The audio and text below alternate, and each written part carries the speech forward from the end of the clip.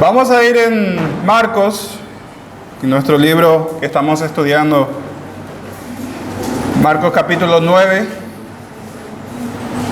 verso 38 al 41. Hoy nos toca 4 versículos. Voy a intentar ser breve, intentar terminarlo en 40 minutos.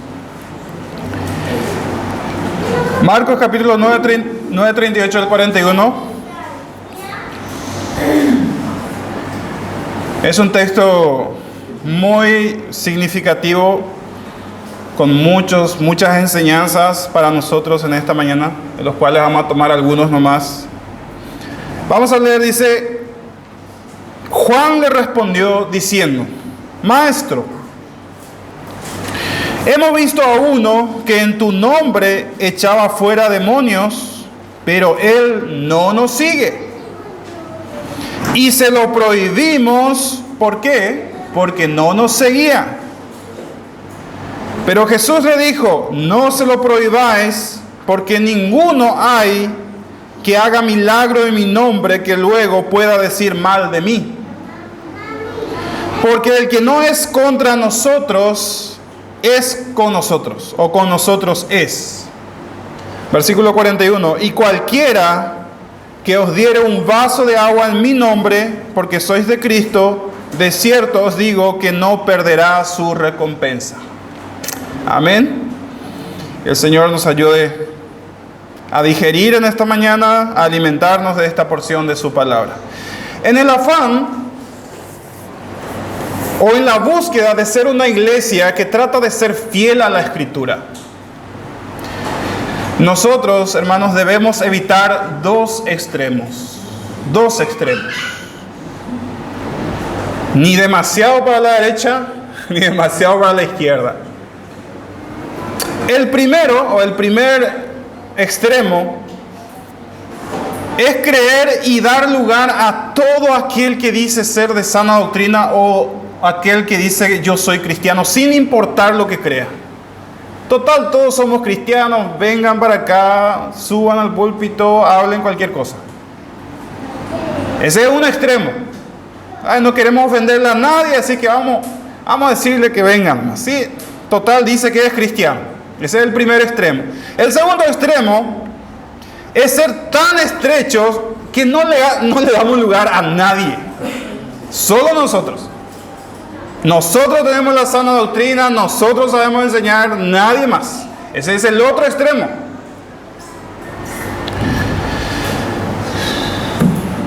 Que nadie que no sea de nuestro grupo no le damos lugar.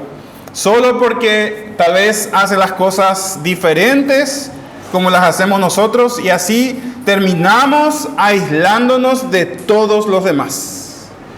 Y esos son los dos extremos que tenemos que evitar como iglesia local, nosotros. El primer extremo atenta contra la pureza doctrinal. Si le damos lugar a cualquiera que nos hable y nos enseñe, estamos atentando contra la pureza doctrinal. Y el segundo extremo atenta contra la unidad. Si no le doy lugar a nadie más y yo creo que solo yo tengo la verdad, estoy atentando contra la unidad. Entonces el primer extremo atenta contra la pureza doctrinal y el segundo extremo atenta contra la unidad y atenta contra la ayuda mutua que debemos tener todos los cristianos verdaderos. Todos los cristianos verdaderos debemos caracterizarnos por ayudarnos mutuamente. Amén. Algunas congregaciones no tienen ningún discernimiento que permiten que cualquiera que predique dice que la palabra de Dios suba en sus púlpitos. De esa manera terminan destruyendo la verdad, terminan atentando contra la verdad, y otros son tan cerrados que terminan destruyendo la unidad. Seguimos viendo esos dos extremos. La verdad y la unidad son muy importantes, pero escúchenme bien, hermanos. La verdad y la unidad son muy importantes. Pero siempre debemos priorizar la verdad sobre la unidad. Nosotros no podemos, en nombre de la unidad, aceptar el error. o aceptar una enseñanza que creemos que no es bíblica, que creemos que no es sana. En ese caso, es mejor estar separados por la verdad que unidos por el error. Es mejor. Podemos estar muy unidos, pero podemos estar muy equivocados. En este caso nosotros preferimos estar divididos por la verdad que unidos por el error. Volvamos a leer el texto. Verso 38 de Juan 9. Juan le responde diciendo a Jesús: hemos visto a uno que en tu nombre echaba fuera demonios, pero él no nos sigue y se lo prohibimos porque no nos seguía. Pero Jesús le dijo: no se lo prohíban, porque ninguno hay que haga milagro en mi nombre que luego pueda decir mal de mí. Porque el que no es contra nosotros, por nosotros es. Y cualquiera que os diera un vaso de agua en mi nombre, porque sois de Cristo, de cierto os digo que no perderá su recompensa. Este incidente se encuentra a continuación del pasaje que vimos 2 semanas atrás, ¿se acuerdan? Pueden mirar ahí, versículo 37 para arriba, es el texto que nos tocó la vez pasada exponer. Este incidente se encuentra a continuación del pasaje que vimos 2 semanas atrás, cuando los discípulos iban discutiendo en el camino entre ellos de quién debía ser el mayor en el reino de Dios.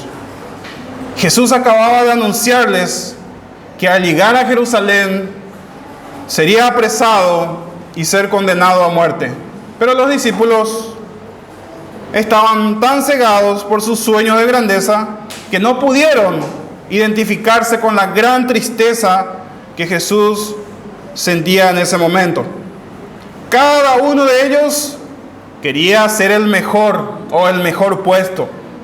Estos hombres, estos discípulos, necesitaban con urgencia una lección de humildad. Y es eso lo que encontramos en los versos 35 al 37, más arriba de nuestro texto. Y sabemos, hermanos, que los verdaderos discípulos de Jesús tienen que manifestar humildad, o manifiestan humildad, recibiéndose y sirviéndose unos a otros, así como Jesús hizo, en vez de rivalizar y competir entre sí. Y esta enseñanza de Jesús en los versos 35 al 38 es lo que sirve como base de la declaración que Juan hace en el verso 38. Y este es el único momento registrado en los evangelios que Juan, el apóstol del amor, habla. Y cuando pensamos en Juan, pensamos en el apóstol del amor. El apóstol del amor. Pero tal parece que en esta etapa de su vida él estaba muy lejos de ser un apóstol del amor. Más adelante se le iba a conocer con ese nombre, con ese título. Era un joven muy impulsivo, muy impetuoso, y parece que era de familia porque su hermano Jacobo también era así. Le pasaba lo mismo. Tanto así que el mismo Señor Jesús les puso el sobrenombre de Boanerges, que significaba hijos del trueno. Eran bastante impetuosos. En una ocasión, cuando unos samaritanos rechazaron a Jesús, ellos dijeron: Señor, vamos a darle su merecido a estos samaritanos. ¿Quieres que oremos y que caiga fuego sobre ellos? Así reaccionaba el apóstol del amor. Más adelante él iba a ser conocido como el apóstol del amor, porque por ahora estaba lejos de serlo. A esta altura los discípulos tenían mucho camino que recorrer todavía en su crecimiento espiritual, como lo veremos en este texto. Y en este pasaje hay muchas lecciones, de las cuales vamos a tomar solamente 3 para que vayamos viendo en esta mañana. El primer punto, veremos la prohibición de los discípulos. La prohibición de los discípulos. Versículo 38, de nuevo. Juan le respondió diciendo: Maestro, hemos visto a uno que en tu nombre echaba fuera demonios, pero él no nos sigue y se lo prohibimos porque no nos seguía. Tomando en cuenta lo dicho por Jesús en los versículos 35 al 37, Tal parece que la conciencia de Juan le estaba estorbando, le estaba molestando. Con respecto a un incidente que había ocurrido antes. Ellos habían prohibido a alguien de dejar de usar el nombre de Jesús para echar demonios. Y ahora Juan quiere saber si ellos habían actuado correctamente. Le están escuchando a Jesús decir que tenemos que recibirnos unos a otros, que tenemos que servirnos unos a otros, y le viene este incidente en mente a Juan. La Biblia no nos revela quién era este individuo, no le pone un nombre, no sabemos quién era. Lo que sí sabemos es que este individuo estaba actuando con el poder o en el nombre de Cristo. Esta persona no se sabe cómo había llegado a creer en Cristo, pero el texto, por lo menos el texto, nos revela tres cosas de él. ¿Quién era esta persona? Primero, que era un creyente verdadero. Primero, ¿cómo sabemos eso? Porque Jesús lo da por hecho. Jesús da por hecho que esta persona era un legítimo cristiano. Segundo, que era un creyente que estaba haciendo cosas extraordinarias. Estaba echando fuera demonios. Estaba sanando personas. Estaba haciendo milagros de todo tipo. Y en tercer lugar, sabemos por el texto que él no era parte de los 12 que Jesús había escogido. Él no era parte para ser apóstoles.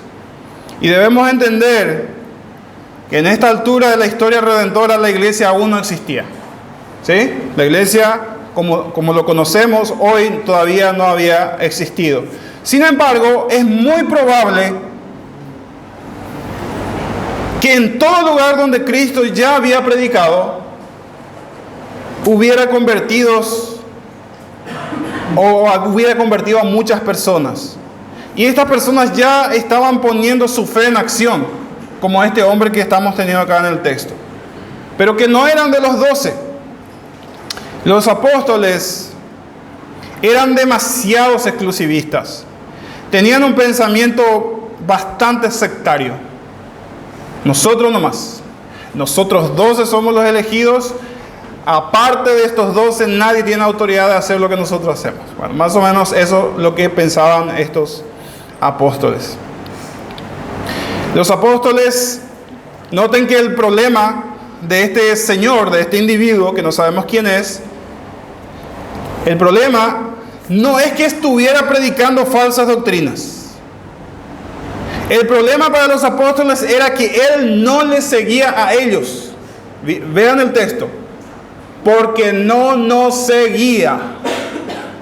No es porque el tipo estaba predicando mal o falsas doctrinas o estaba diciendo herejías. No era por eso, no era el motivo por el cual le habían prohibido. No, porque no nos sigue a nosotros. No son de nuestro grupo, no es de nuestro grupo. ¿Se acuerdan? Ahí en nuestro texto, más arriba, ¿se acuerdan que ellos no habían podido sacar un demonio de un muchacho mientras Jesús estaba en el monte de la transfiguración? Ellos estaban abajo batallando con un muchacho endemoniado. No pudieron sacar el demonio. Cuando Jesús baja, Jesús hace el trabajo. Tuvo que bajar del monte Jesús para hacer el trabajo. Y ahora resulta que alguien que no es parte del grupo, es imposible no hacer esta conexión. Ahora resulta que alguien que no es parte del grupo de ellos está haciendo lo que ellos no pudieron hacer. Lo que acá tenemos, hermanos, es un caso de envidia y un caso de rivalidad ministerial. Un caso de envidia que es bastante común. Tal parece que los discípulos se sintieron avergonzados por el éxito ministerial de esta persona extraña que hacía lo que ellos no pudieron hacer. Tristemente, ellos tenían una visión muy estrecha del reino de Dios. Ellos no podían ver más allá de los 12, que también podría haber personas que están trabajando para el reino de Dios. Y obviamente nosotros podemos caer en eso también. Vamos a ir bien. Este extraño realmente estaba sirviendo al verdadero Dios, liberando y sanando hombres y mujeres en el nombre de Jesús. Su único problema es que no tenía la cobertura apostólica de los 12. No tenía la cobertura apostólica de los 12. Pero cada vez que él echaba fuera demonios, cada vez que él sanaba a un enfermo, se estaba identificando con Cristo, estaba exaltando a Cristo y estaba anunciando el verdadero evangelio. A esta altura del mensaje quisiera hacer una aplicación para nosotros, porque debemos reconocer que con demasiada frecuencia caemos en este espíritu exclusivista. Espíritu exclusivista y elitista, de élite. Es demasiado común entre los evangélicos. Fácilmente podemos olvidar que nosotros somos solo una partecita de algo mucho más grande que es el reino de Dios. La Iglesia Bíblica Gracia y Paz es solamente una parte de algo mucho más grande que es el reino de Dios. Eso sí, tenemos que ser tajantes en hacer bien la diferencia, ¿sí? Hacia ahí vamos a ir desarrollando el mensaje. Si la iglesia que está teniendo mucho más éxito ministerial que nosotros es una iglesia que ama y predica a Cristo, debemos decir amén. Gloria a Dios. Gozarnos con ellos, aunque ellos no sean de nuestro grupo. Amén. Al final, nuestra meta principal, hermanos, no es que Iglesia Bíblica Gracia tenga mucha gente. Bueno, es también, pero no es lo principal. La meta de la Iglesia Bíblica Gracia y Paz es el crecimiento del reino de Dios. Porque nosotros somos parte de una iglesia universal, la única que existe, y debemos aportar al crecimiento del reino de Dios. Ya después va a haber crecimiento numérico, ya después van a venir otras bendiciones, pero nuestro principal meta es aportar al reino de Dios. A veces veo prédicas motivacionales, antibíblicas, con 500,000 vistas, miles de veces compartidas.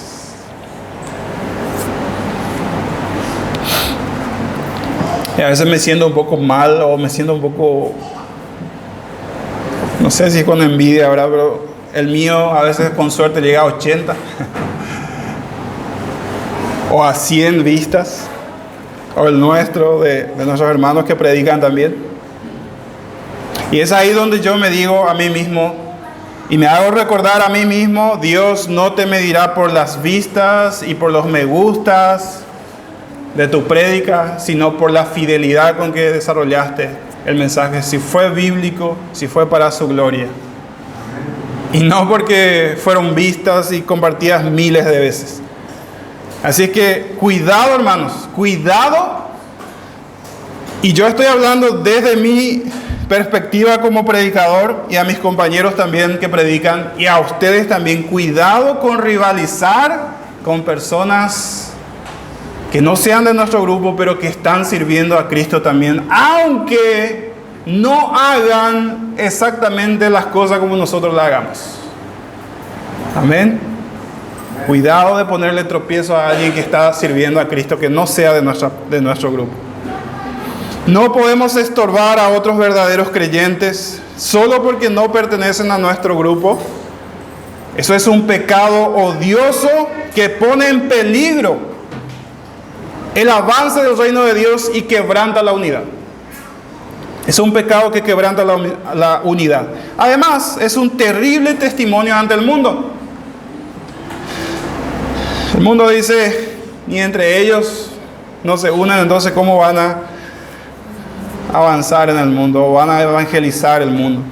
En segundo punto vamos a ver cómo reacciona Jesús a este comentario de Juan. Y Jesús reacciona prohibiendo la prohibición. Prohibiendo la prohibición. Versículo 39 al 40. Pero Jesús le dijo: no se lo prohibáis, porque ninguno hay que haga milagro en mi nombre que luego pueda decir mal de mí. Porque el que no es contra nosotros, por nosotros es. Jesús no solamente estaba corrigiendo a los discípulos en este momento, no solamente a ellos le estaba enseñando algo, por extensión también nos está diciendo a nosotros hoy que no hagamos eso. Al prohibir la prohibición de sus discípulos, Jesús estaba mostrando su disgusto, su molestia por este espíritu exclusivista, sectario de los apóstoles. Ellos actuaron motivados no por el celo hacia la verdad, sino por el celo hacia su propio grupo, como si el grupo fuera más importante que la expansión del reino de Dios. En este punto yo quiero recalcar lo que ya dije al comienzo. El texto no enseña, hermanos, que nosotros no debemos ser celosos por la sana doctrina. Eso no enseña. Todo lo contrario. Nosotros, desde el púlpito, comenzando con nosotros, debemos denunciar abiertamente las falsedades que enseñan muchos movimientos y falsos profetas. Debemos hacerlo. Y debemos hacerlo con valentía. Y si es posible, por nombre.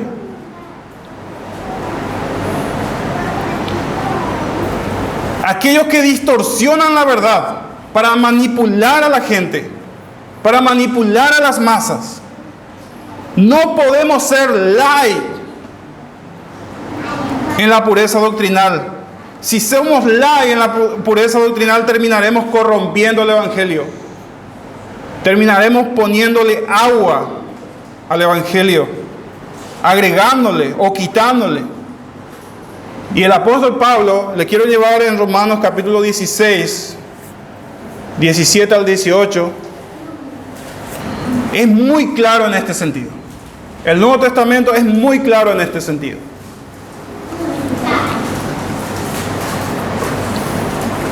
Ahí pueden abrir Romanos 16, 17.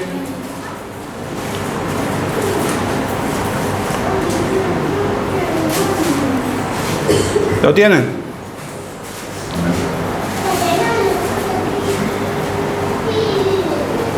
Mas os ruego, hermanos, que os fijéis en los que causan divisiones y tropiezos, en contra de la doctrina, de la enseñanza que vosotros habéis aprendido, y que os apartéis de ello, porque tales personas no sirven a nuestro Señor Jesucristo, sino a sus propios vientres, y con suaves palabras y lisonjas engañan los corazones de los ingenuos.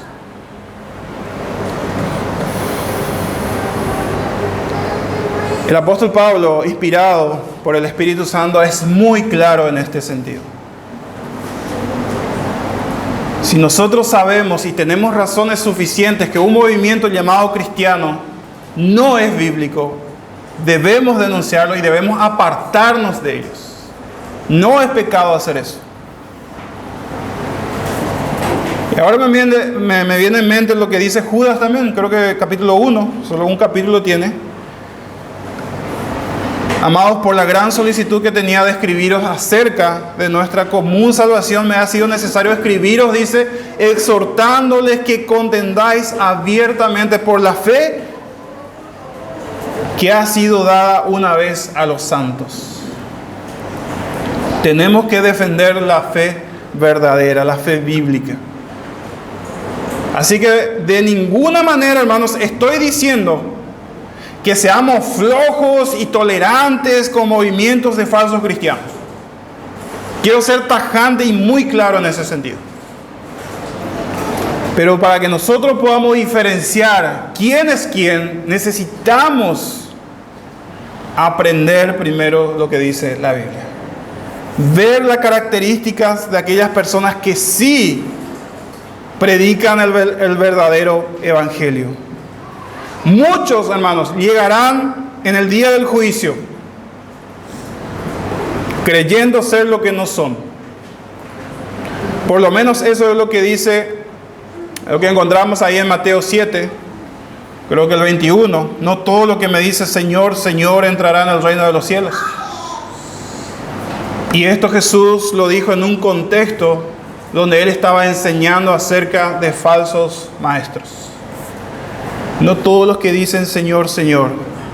Estas personas dicen, nosotros hacíamos milagros, nosotros sanábamos enfermos en tu nombre.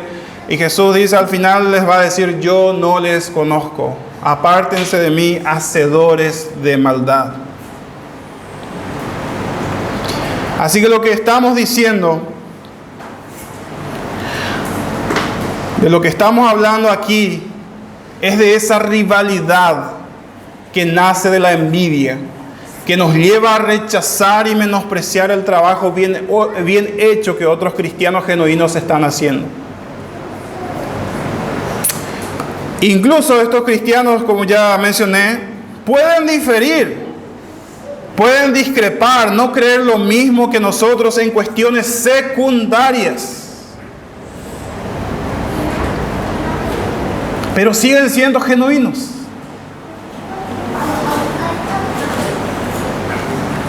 Cuando hablamos de cuestiones secundarias, no estamos hablando, por ejemplo, de la doctrina de la Trinidad, no estamos hablando de la salvación solo por gracia. Esas son doctrinas innegociables. Por eso, cuidado, hermanos, no solamente para nosotros los predicadores, sino para todos ustedes, con la envidia ministerial. Esto no solo se aplica a las iglesias en general, y a nosotros que estamos encabezando la enseñanza aquí en Iglesia Bíblica Gracia, sino también para ustedes que son miembros de Gracia y Paz. No todos, hermanos, tienen los mismos dones, ni todos serán tan visibles y elocuentes en su trabajo en el Señor. Sin embargo, todos somos necesarios en el cuerpo. Todos somos necesarios en el cuerpo. No importa si tu trabajo dentro del cuerpo de Cristo se ve o no se ve. Eres necesario. Eres valioso dentro de ese cuerpo. El trabajo de uno se va a ver más, el trabajo de otro se va a ver menos. Pero todos somos necesarios. En el día del juicio, el Señor no premiará la visibilidad que tuvo tu ministerio, sino la fidelidad con lo que llevaste a cabo, ese ministerio. Y la razón del por qué el Señor prohíbe, la prohibición, es que nadie puede ser neutral, nadie puede decir, yo no elijo a Jesús, ni tampoco estoy en contra de Él. O estás con Cristo o estás en contra de Él. Eso es lo que dice la Biblia. No hay un tercer grupo. De hecho, ahí en Mateo 12:30, si pueden ver ese versículo, encontramos el mismo principio. Mateo 12:30. El que no es conmigo, dice Jesús, está contra mí. Y el que conmigo no recoge, desparrama. ¿Qué significa esto? El que no es conmigo está contra mí, y el que conmigo no recoge, desparrama. No hay un tercer grupo. O estás con Cristo o estás en contra de Él. O estás entregado a Jesucristo, enteramente de cuerpo, alma, como tu Señor y Salvador, o tú estás en contra. No hay término medio. No hay otra categoría. No existe el cristiano carnal. Para mí es un mito. Todos los cristianos son espirituales porque Dios le dio de su espíritu. Y volviendo a la conversación de Jesús con Juan, ¿qué es lo que Jesús le está diciendo por consiguiente también a nosotros? Yo creo que Jesús le está diciendo a Juan, mira, el punto aquí no es si esa persona es parte de tu grupo. Lo que debes evaluar es si esa persona está a mi favor o está en mi contra. Es lo que nosotros tenemos que hacer también. ¿Está esa persona a favor de Cristo o está en su contra? Esa es la única diferencia que tenemos que hacer o debemos fijarnos. No es si esa persona te sigue a ti o si esa persona viene a nuestra iglesia. No, nuestro grupo no salva, ninguna iglesia nos salva. Es posible también, y creo que ocurre muy a menudo, es que alguien esté predicando el Evangelio con poca luz o muy poco conocimiento. Y si esa persona nos permite, debemos ayudarle a que predique mejor. Pero no por eso vamos a hacer una campaña en su contra. O vamos a decir que no le escuchen. Porque podríamos estar poniendo tropiezo a alguien que es verdadero cristiano. Pero hay algo más, u otra razón para no prohibir. Versículo 41, nuestro texto. Dice, cualquiera que os diere un vaso de agua en mi nombre, porque sois de Cristo, de cierto os digo que no perderá su recompensa. En otras palabras, Jesús está diciendo, en vez de prohibir o de estorbar a este tipo de personas, deberías darle todo tu apoyo. Aunque no forme parte de tu grupo o de tu iglesia. Porque al hacer así, estamos aportando al reino de Dios, aunque no sea de nuestro grupo. Dios recompensará a aquel que lo hace. Hermanos, no importa qué pequeña sea tu ayuda a alguien para que siga predicando de Cristo. No importa. No quedará sin recompensa, dice Jesús. Aunque sea un vaso de agua. A veces decimos, ahora, ¿cómo podemos ayudarle a alguien? Y decimos, yo no tengo nada para ayudar a alguien, no tengo nada para que esa persona pueda seguir con su ministerio. Y Jesús dice, aunque sea un vaso de agua, con lo más mínimo que puedas ayudar, y si lo haces, no perderás tu recompensa. Yo creo firmemente que el Espíritu Santo inspiró este pasaje de Marcos, porque si no, no estuviera ahí, porque lo íbamos a necesitar a lo largo de los siglos como iglesia. Necesitamos entender esto. Y eso nos lleva al último punto del mensaje, que es una pregunta. ¿Qué aprendemos de esta historia de la prohibición de Jesús? En primer lugar, como dije, debemos diferenciar las doctrinas fundamentales de las Escrituras de las secundarias. Porque no debemos darle la misma importancia, por ejemplo. Le voy a poner un ejemplo, 2 ejemplos voy a poner. Algunos creen en el milenio. Algunos creen que va a haber un reino milenario de 1000 años sobre la tierra. Hay otros que dicen, no, yo no creo que eso sea así. Y la pregunta ¿es fundamental o no es fundamental esa doctrina? Por ejemplo, no podemos darle la misma importancia al milenio que la doctrina de la Trinidad, por ejemplo. Un hermano mío que no sea de mi iglesia puede creer que no hay milenio. Yo puedo creer que hay milenio. Él no. Pero los dos creemos en la Trinidad. en la doctrina de la Trinidad. Los dos creemos que la salvación es por gracia. Entonces, esa diferencia es secundaria. Los dos estamos creyendo cosas fundamentales. Por ejemplo, el rapto de la iglesia. Hay unos que creen así, hay otros que creen así. Hay otros que creen en la venida visible de Cristo, hay otros que dicen no va a ser secreto. Y así un tire y una afloje ahí.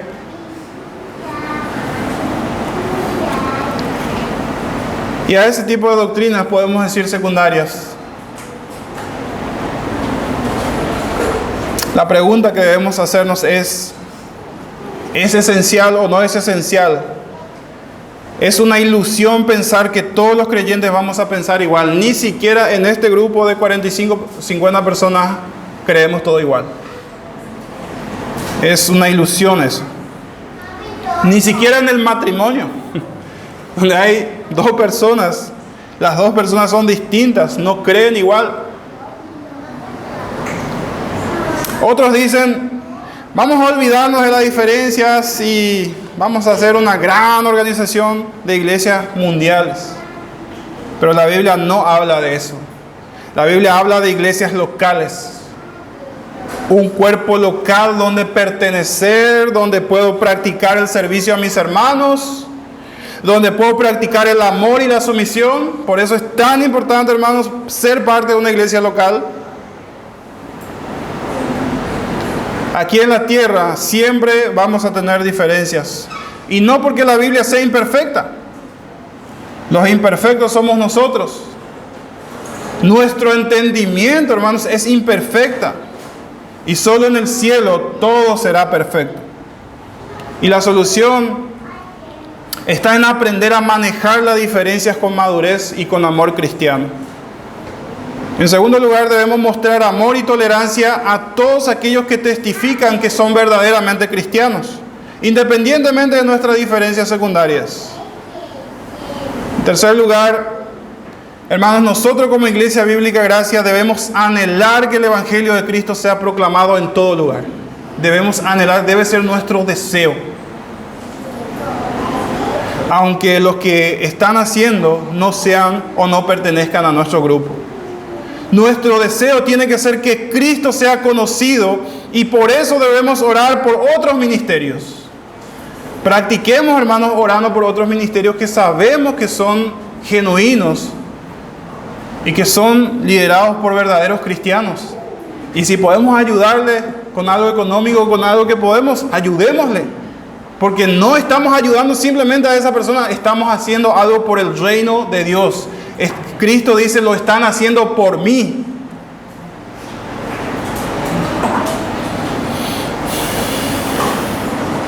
Esto es básicamente lo que aprendemos en este corto texto de Marcos.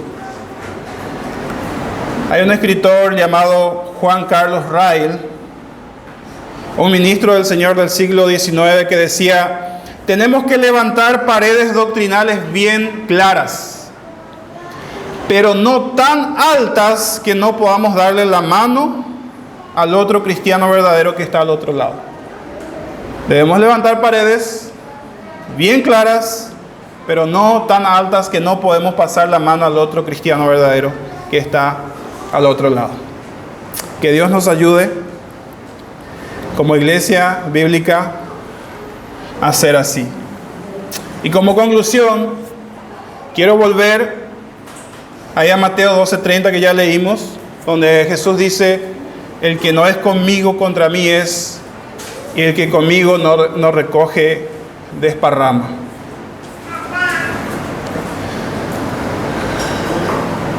Y como normalmente hacemos, o hago por lo menos yo, si alguien en esta mañana todavía está sin Cristo,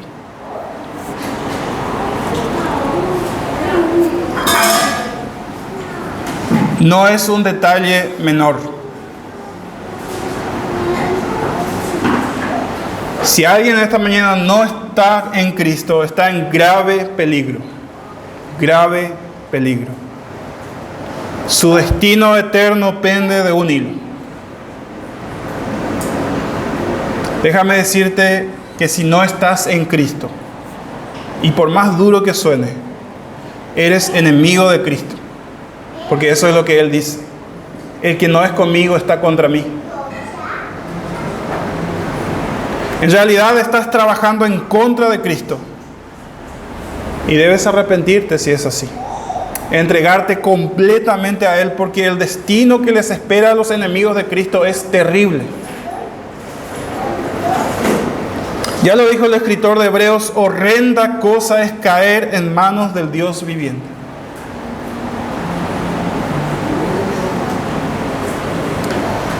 Asegúrate por amor a tu alma que te has vuelto de corazón al Señor. No puedes seguir aplazando una decisión que te puede costar la eternidad en el infierno. No podemos jugar con eso.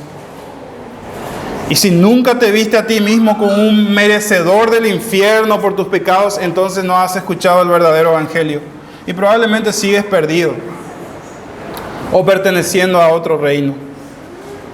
Y en esta mañana yo te quiero decir, no te retires de aquí perteneciendo a otro reino. Retírate de aquí si es que todavía estás en otro reino siendo parte del reino de Dios. Vamos a ponernos en pie. El Señor se apiada de nosotros. El Señor se apiada de ti.